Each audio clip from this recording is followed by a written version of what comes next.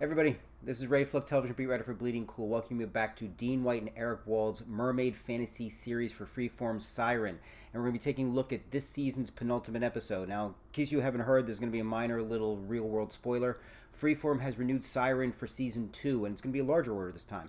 They're actually going to be looking at 16 episodes instead of 10, so there's going to be a lot more story to play out. And I think going into this week's episode, Street Fight, I think we're going to get a sense that there's going to be a lot of dangling plot lines left by the end of next week's season finale. But let's jump right in.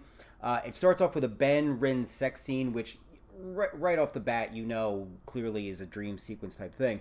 But still, just wasn't something I was expecting them to start the episode with. So that was an interesting way on a lot of levels, and I'll just leave it at that. We now see Donna with Levi and Katrina, the mer people, mer folk. I think I've seen both referred, so I think I'm going to probably fluctuate between mer people and mer folks. I'm going to apologize in advance.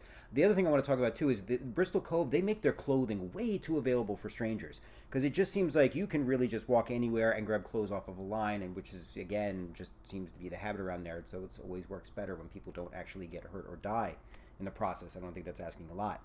But we get to now, obviously, with everything that happened last episode, Xander wants to talk to Rin, and talk to Rin. Translation, Xander wants to tear through as many mer people as he possibly can. Understandably so. You'd figure he's still through that grieving period. Unfortunately, his grieving period is very, very well armed. So Maddie's concerned. Maddie's trying to talk him out of it.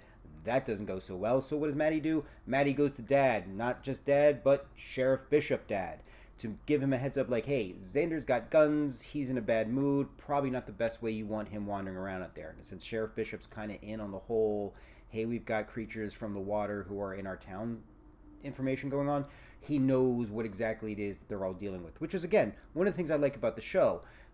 Common sense kicks in more often than not, and the fact that she brought her father in very early in the season makes more sense considering the way they established their relationship. So that was very nice to see. We also see Helen with the mer people, and I'm going to get into Helen in a second. But Helen's starting to realize real quick when she's dealing with Donna and with the others that, yeah, they're starting to show a lot more human characteristics than they probably should be showing because of the interactions they keep having out of the water with humans. They're doing violence for the sake of violence, not violence for the sake of survival or how they normally function. So Helen has a little bit of concern about that and gives Ben a heads up, which, again, it's nice to see that Helen's starting to get Ben kind of more involved. She's playing everybody and all the cards at once. And it's also very interesting that Rin is stressing this idea about getting back to the water and flash ahead, and there's a really, really heartbreaking but beautiful scene between Rin and Ben, and the Donna's reaction to them, I think, is very interesting, where Rin starts talking about this idea of like, look, she needs to get back into the water, but also the fact that the water and her people don't want her anymore, that they feel she's been so contaminated by being with humans, and we're going to get into a second as to why they have a right to be concerned about that. We get a lot of mer people fighting each other, fighting humans, and everything like that goes on. We got Donna, Levi, and Katrina versus our heroes. Donna ends up siding with Ben and Rin and the others and going off with them.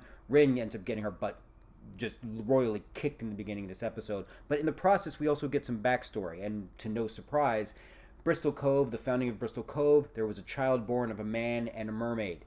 And the child was essentially, we're told the child was killed because the child was quote unquote not normal. The mermaid went back into the water, and the guy, who is referenced to not being right in the head, essentially went out and wholesale slaughtered mermaids. Now, doesn't take a lot here to tie in. We clearly see that this is tied into Ben's family and the founding of Bristol Cove, and how that is just tied into the nastiness and ugliness. Now, there's a part of me that's thinking that kid didn't die, and I'm wondering how much Helen is playing into this. I'm running theories now that says Helen is Rin's mom. I'm starting to think Helen is somehow connected with Ben. So, but Helen is somehow integrated in this, but I'm just not buying that child died. I'm just not buying into it. Also, two big mistakes. Helen giving Xander the information about the mer people, wrong person with way too many weapons. Elaine giving Decker the information about Sean's death, that just is going to get the crazy scientist, could be crazy scientists, back on their trail, so that's not necessarily good. We get Xander, we get Ben, we get Rin and Donna, who essentially now are going to pseudo-Justice League team up to go after the mer people, who end up getting into a run with Sheriff Bishop, who literally almost runs into them with his car. Katrina gets away. Levi gets captured with the help of some deputies, but of course then Levi ends up getting out because of the car crash, because he ends up causing the car crash, and Sheriff Bishop ends up getting knocked unconscious, wakes up and finds out that Levi is gone, and that's just not a really good thing.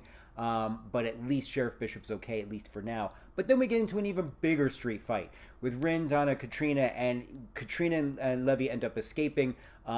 Decker ends up offering to help Xander, so we know that's never good. Ben and Maddie get the sheriff to hell him because the sheriff nearly got his knee completely blown out.